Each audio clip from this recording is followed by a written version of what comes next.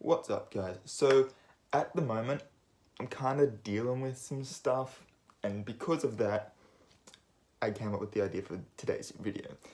So, I was talking to one of my friends on the phone, one of my friends, like my only friend, my best friend. I was talking to my best friend on the phone, just having a good old laugh because I fucking needed it. And then they reminded me of classic story that I have about them that I was also there to experience. So it was really good, and it's kind of my favorite story to tell people, specifically people who know this same person. I'm not going to include names because I'm not an asshole, but I am going to share the story with you guys. So, God, this would have been nearly 3 years ago. I was living down here, not in this house, in the house that I started YouTube in, and I think it wasn't long after I'd started YouTube because I think I turned it into a vlog, but I don't know if I spoke about this specifically. So I went up to Inverell. My brother was living there at the time, with his girlfriend at the time. They're no longer together. So I went up and I was staying there with my brother, and during the day I'd go out, I'd hang out with my friends, and then I'd come back and spend some time with my brother. And I was just sort of catching up with everybody that I missed because pretty much all of my actual friends live in Inverell. I have like 3 friends down here, max. Anyway, so one day I was hanging out with this friend that the story is about, and yeah, it was like hanging out with them, just chilling, whatever, down near the river in Inverell. Was really cool. Had a great time, and then after a while, everyone that was in sort of the group that I was hanging out with started to go home. There was a couple that left. About 5 minutes later, someone else was like, yeah, well, I gotta go do something, mum needs help with, and whatever. They went off, and eventually it was just down to myself, this friend, and one other person, and I was like, yeah, well, everyone else is kind of leaving, so I'm gonna go, and, see what dinner's gonna be like tonight, so I can start organizing myself for a feed, because I was starting to get fucking hungry. So I start going, and my friend starts walking along with me, talking to me, and I'm like, okay, obviously they're staying in a house in similar direction, and it was only after we'd walked the entire length of the river to go across the bridge and up the hill to where my brother's house was that I realised that she was going to come and continue hanging out with me, despite the fact that I was like, okay, cool, I'm going to go home by myself. But at this point in time, I was like, you've already come this far. If I turn and be like, oh, are you coming? It would have been really rude, I felt. So I was like, yeah, okay, whatever. Hopefully I'll get up there and my brother's girlfriend will be like, oh yeah, no, sorry. And be like, this is my house, you can't come in.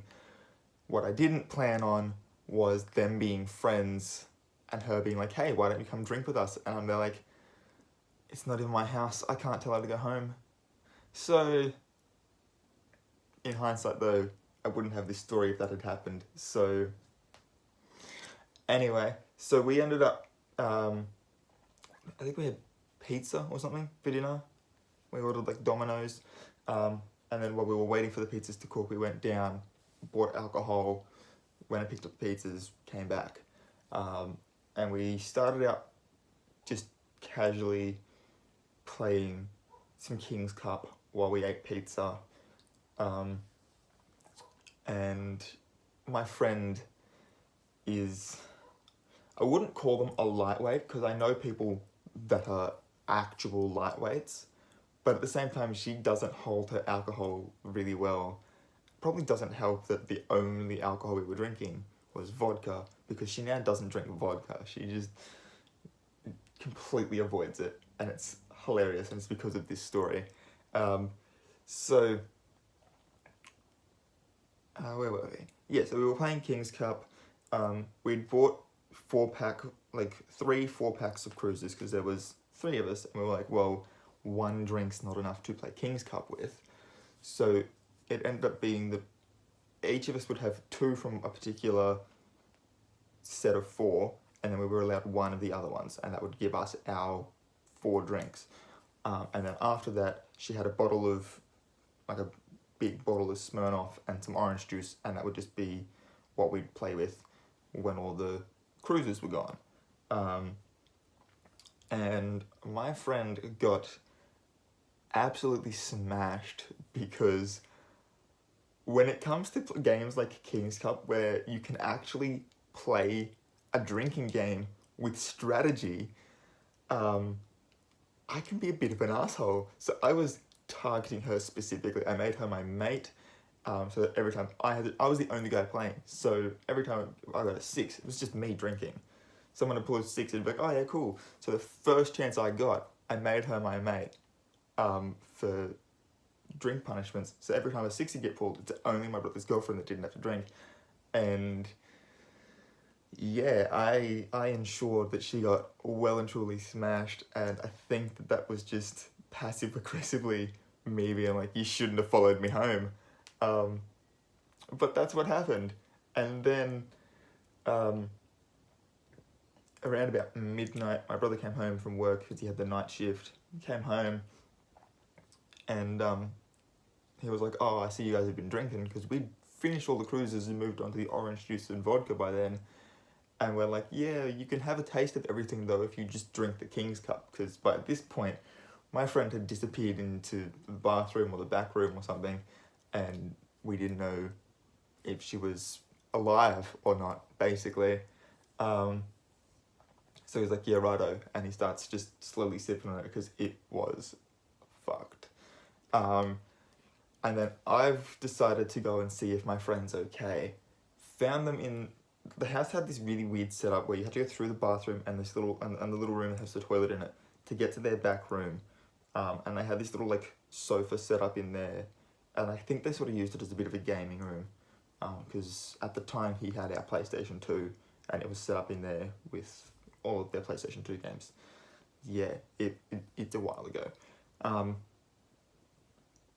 So I went in there, and she's passed out on the couch, just lying across it.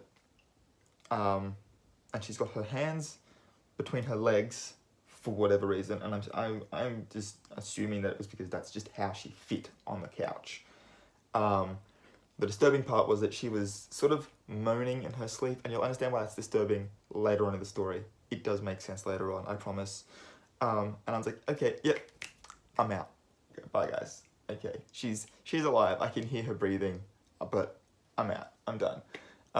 So I went back out into the lounge room, I sat down, started talking with my brother and his girlfriend, and just had a bit of a, just a general conversation about things. I can't remember what we were talking about.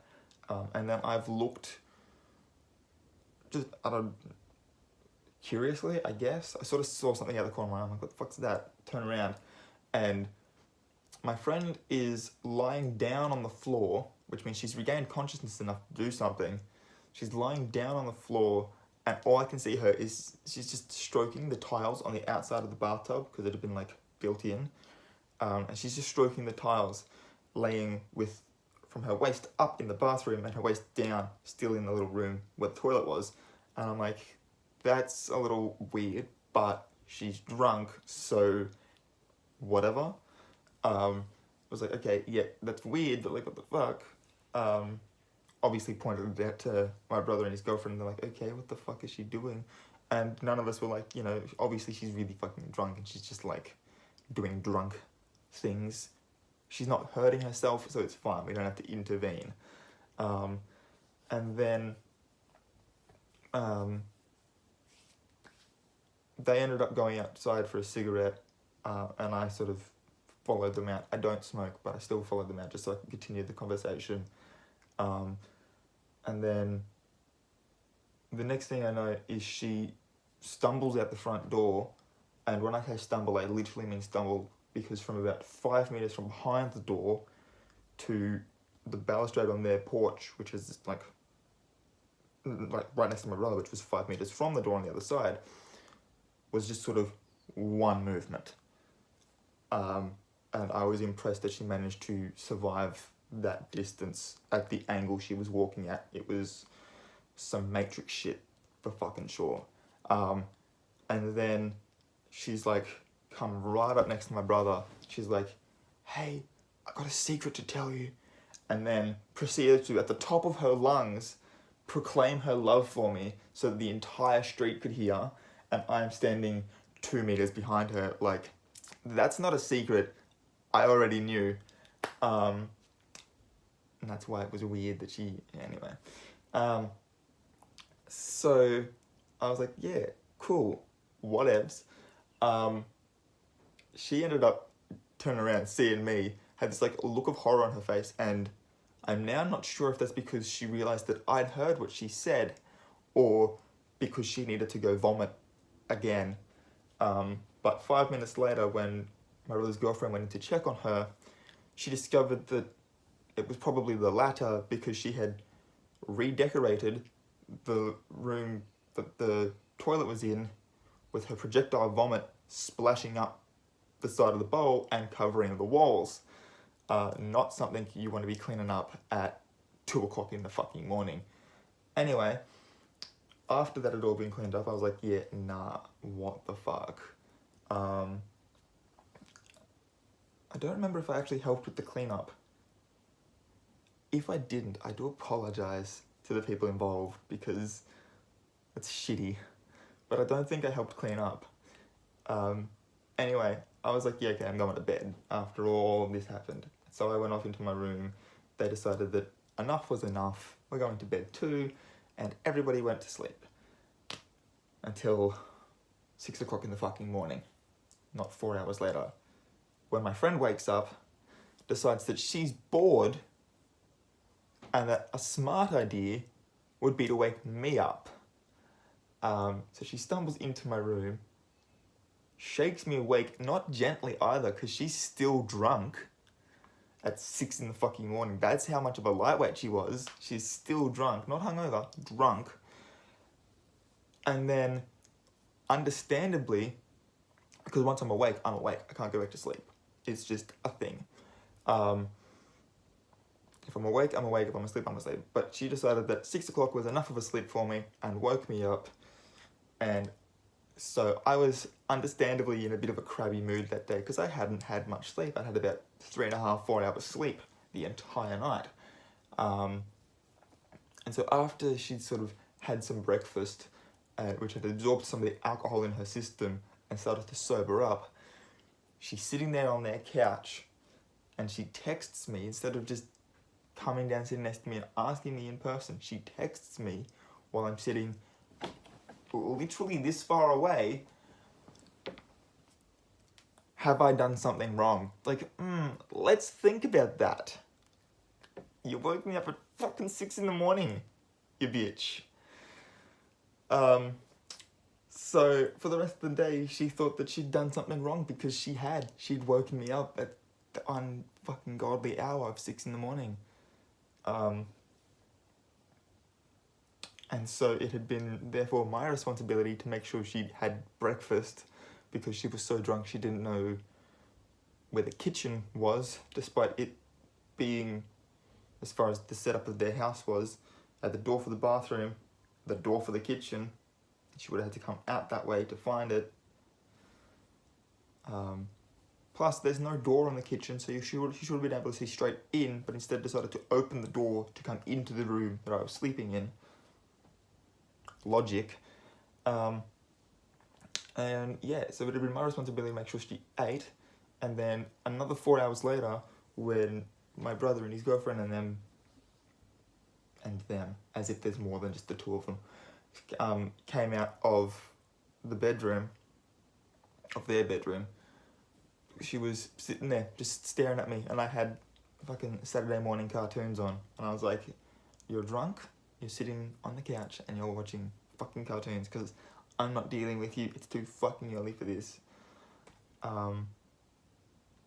So yeah, that's the story of my best friend.